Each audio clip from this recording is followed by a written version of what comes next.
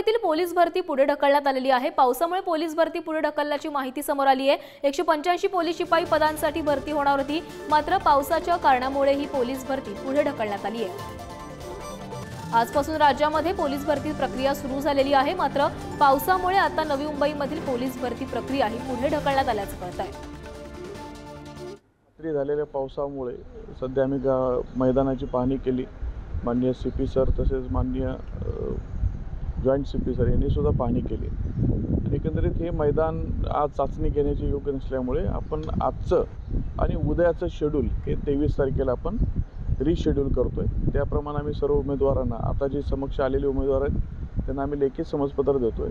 जे उद्याचे उमेदवार आहेत त्यांना फोनद्वारे, SMS द्वारे आणि वेबसाईट मार्फत आम्ही त्यांना माहिती दिली जाणार आहे की त्यांचं 19 आणि 20 तारखेचं उमेदवार जे आहेत त्यांची मैदानी चाचणी ही 23 तारखेला होईल आणि 21 आणि 22चे जे उमेदवार आहेत त्यांची मैदानी चाचणी ही 27 जून रोजी अशी रिशेड्यूल करण्यात आलेली आहे।